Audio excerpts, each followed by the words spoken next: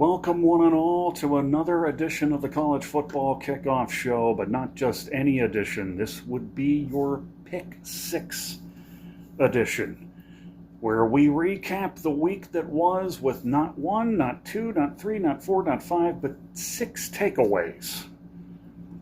Thus lies the term Pick 6, and I have only 6 to take away from what was a busy, crazy, chaotic Week 4 of college football.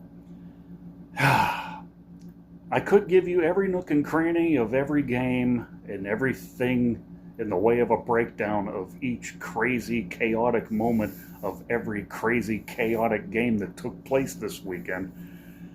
But instead, to save a lot of time and aggravation, we're going to start off the Week 4 Pick 6 with the Michigan Wolverines. Grounding it and pounding it, the way I like my football.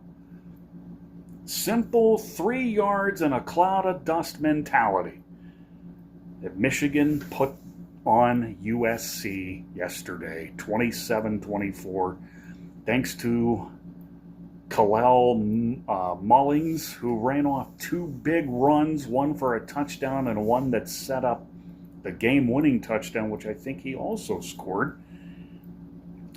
And Michigan, which looked dead in the water there for a while in that second half, came through when it counted, relying on good old-fashioned ground power that would make Bo Schembechler smile from above. It was the kind of game that I think he would have longed for in his days as head coach, especially in those Rose Bowl encounters down through the years. Now, Michigan's never been one to shy away from big game performances from their running backs, and God knows I've seen my share of them, from the likes of Butch Woolfolk to Jamie Morris to Tyrone Wheatley to Tim Biakabatuka to Anthony, did I say Anthony Thomas? I said Biakabatuka. And there's countless numbers of others, but Michigan, with that win, gave USC a nice little baptism by ground and pound fire, welcoming them to the Big Ten with that win and setting things up for what should be an interesting next month. It was a game that I think they pretty much needed. If they lost, you could be looking at Michigan being on, well, basically the inside looking out, and possibly playing a New Year's Day bowl game that has no direct affiliation with the college football playoff. So, yes, Michigan gets the first takeaway of the 6 in this Pick 6.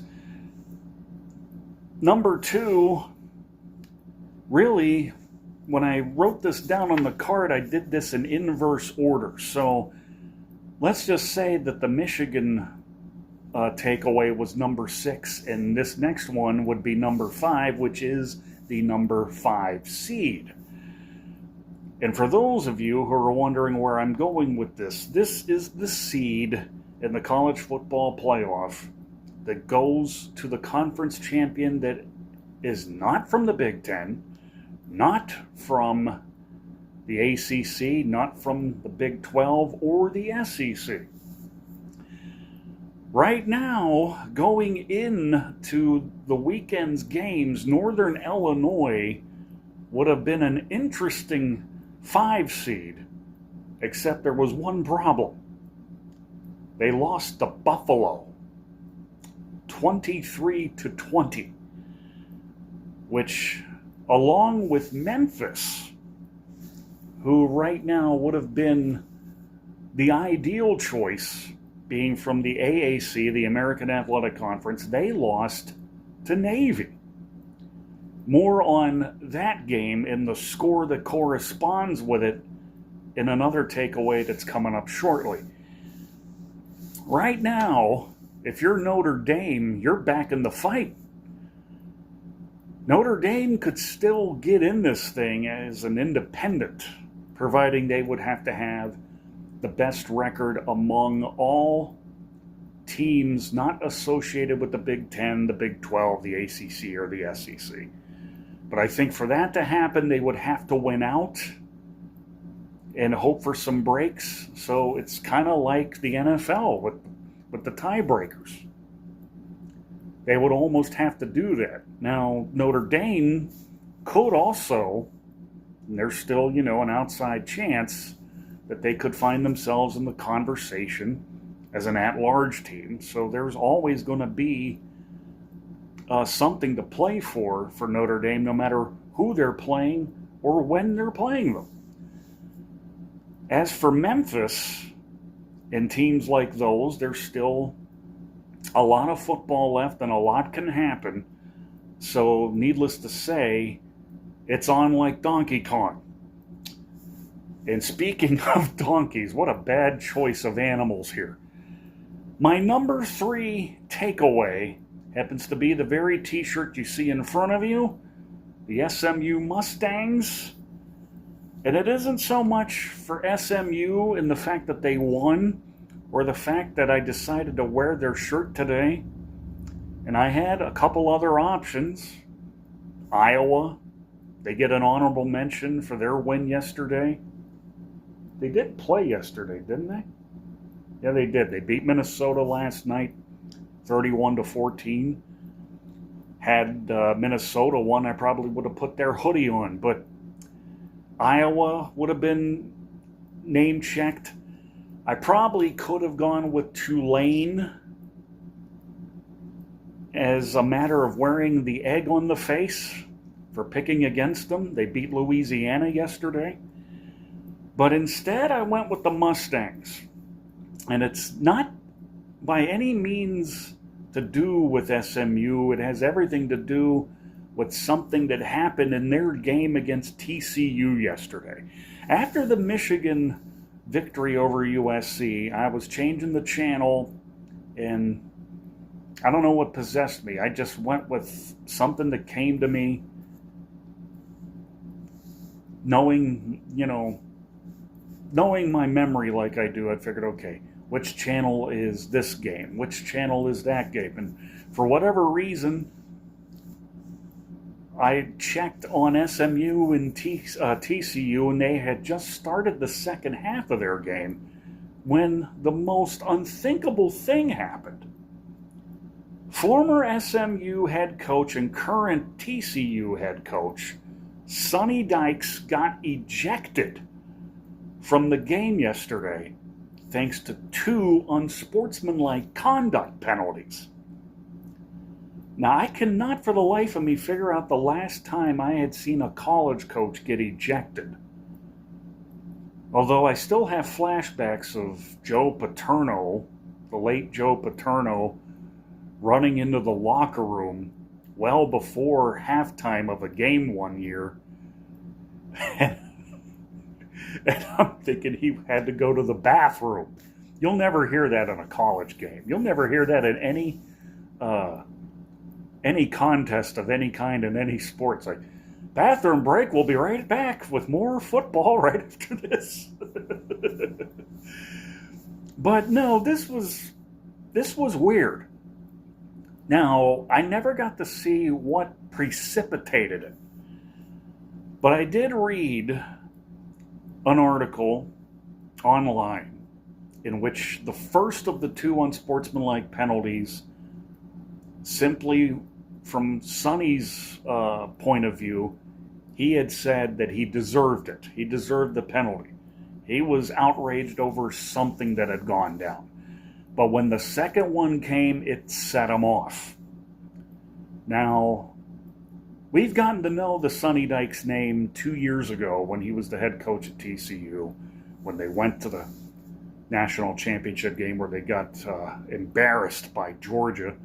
And Sonny has always been a mild-mannered guy, but on this night, and yeah, by the way, SMU had scored 41 first-half points. They led by 20 to start the second half, and everything just kind of snowballed from that point.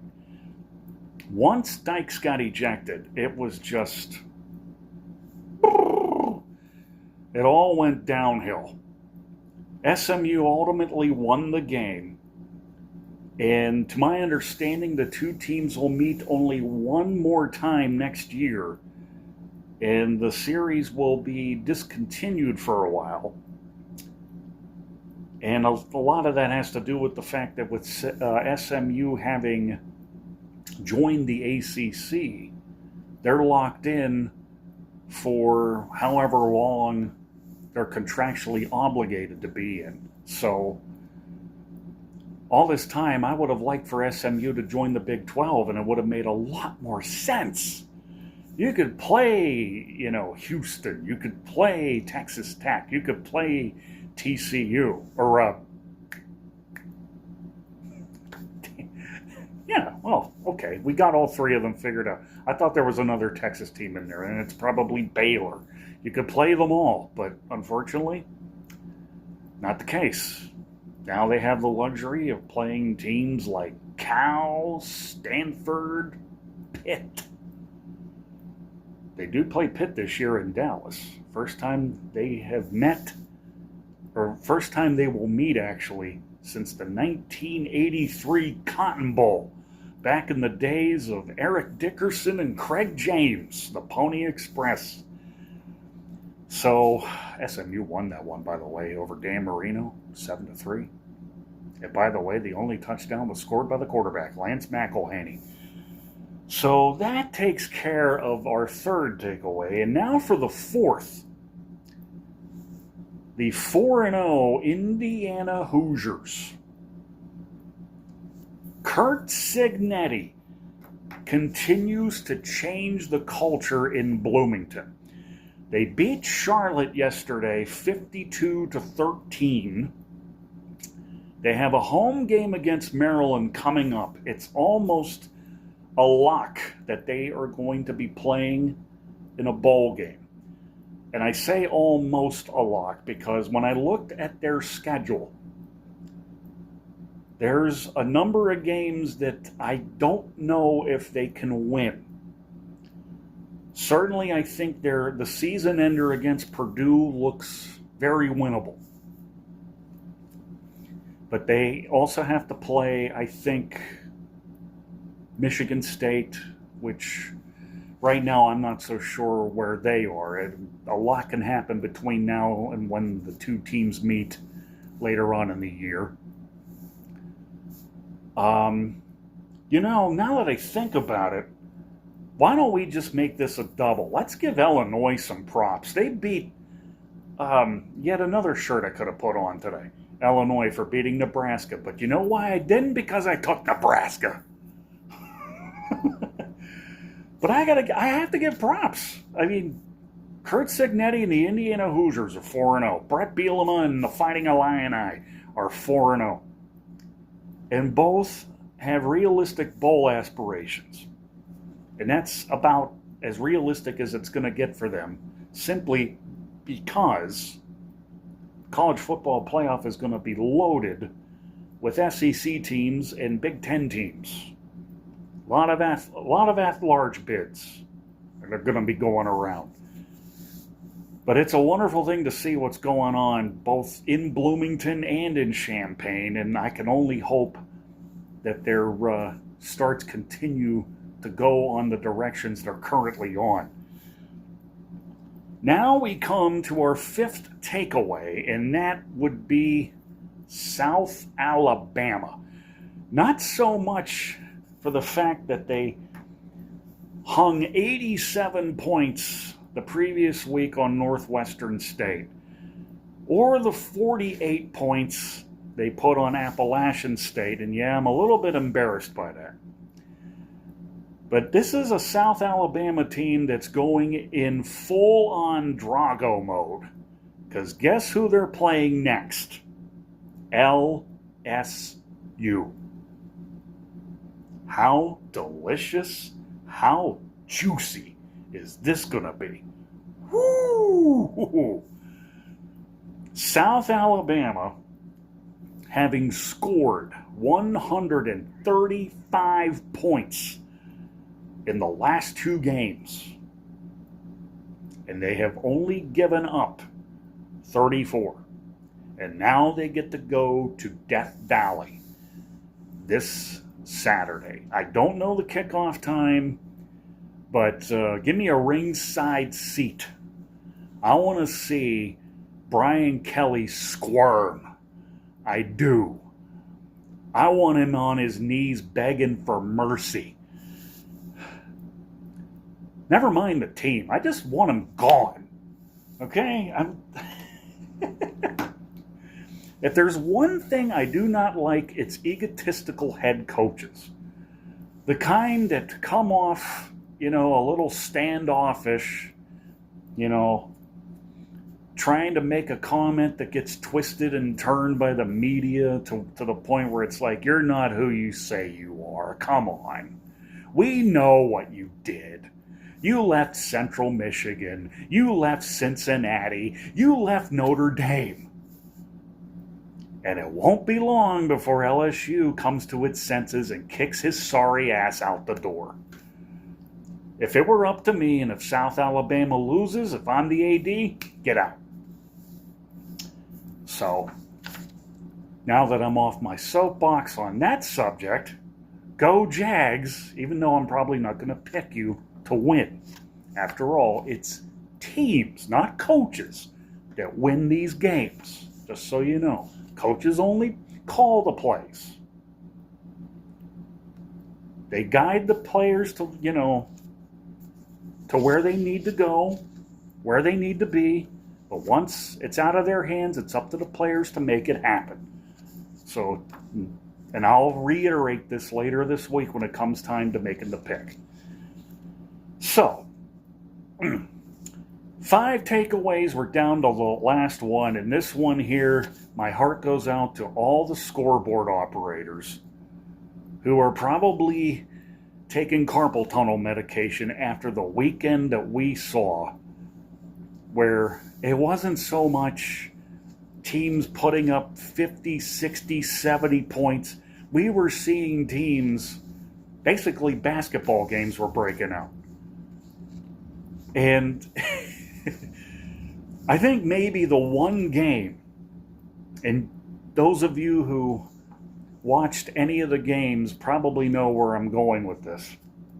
James Madison going to Chapel Hill and beating North Carolina, thanks to 5 touchdown passes, a pick 6, a scoop and score, and I think a punt return. James Madison from the Sun Belt Conference going into ACC territory, scoring over 50 points by halftime. Now, first of all, if I'm North Carolina, just, thank your lucky stars you didn't get thrown out of the ACC, because you did score 50.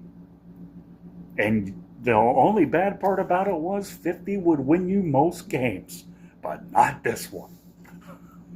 It's laughable to me. I was talking about Memphis earlier. They played Navy, and Navy scored 56. Memphis scored 44. There was a lot of them like that over the weekend. I mean, Pitt scored 73 on Youngstown State, and before anybody even dares call Youngstown State hapless or a cupcake, they were an FCS playoff team last year. Do better. Do your freaking homework. But there were a lot of them like that. I couldn't believe my eyes when I was looking at the scores, and I'm sitting here and I'm looking at the helmet display that I had put down, and I'm looking at all the matchups that took place over the weekend. I'd be hard-pressed to try to figure out some of those other games of note. But you figured San Jose State and Washington State, it was 54-52. Cougars. Clemson. Clemson went off on NC State. My apologies to my helmet guy. It was... Clemson, I think, has woken up. And again, there are others out there. I just can't think of them off the top of my head. But you have to figure, Penn State scores 56 over a hapless, yes, I said hapless, because it is legitimately hapless, Kent. And then I think of those games, Florida State finally won one. They beat Cal 14-9. Washington beat Northwestern 24-5. Then you had Utah beating Oklahoma State 22-19. Reasonably decent scores. And if I'm going to make any mentioning of Baylor and Colorado, I'm not. At least that was the plan until I came across a post from Chris Fowler, who I have mad respect for now, because this is the great thing about college football. Chris Fowler will respond to any post you post regarding college football or music for that matter. And it's a different topic, but I'll get to it sometime this week. I'll explain it later, but I want to make sure that I stay on the same page here because we are getting close to being out of time. But yes, we had a lot of stuff going on, but we broke it down to our 6 takeaways from week 4, and my work is done.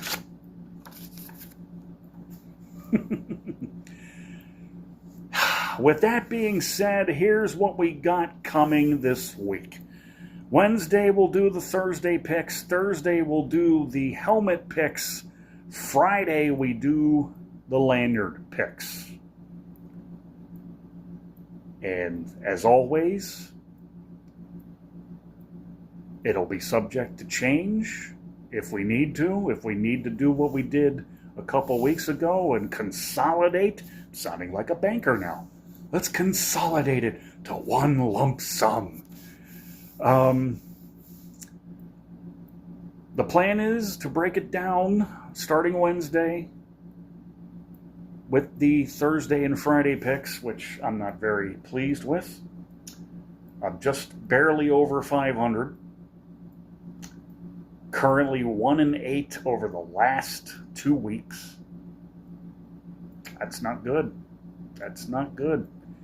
We got to do better. And we got some good ones this week. This is going to be a tough go this week. Virginia Tech is playing Miami. That's the only matchup I can think of right off the top of my head. And Miami right now looks like they are playoff ready. As crazy as that sounds, I think a lot of demons might get exorcised for not so much Miami, but for Coach Mario Cristobal. But yeah, we have the Thursday and Friday games being picked on Wednesday, the helmet picks on Thursday, and Friday, the lanyard selections. There will not be a show on Saturday as I will be working homecoming at W&J College, but I will be at Cameron Stadium after work for Washington and Jefferson College's big homecoming game against who I believe is currently ranked in the top 25, and that would be Carnegie Mellon, who incidentally is playing their final season in the President's Athletic Conference.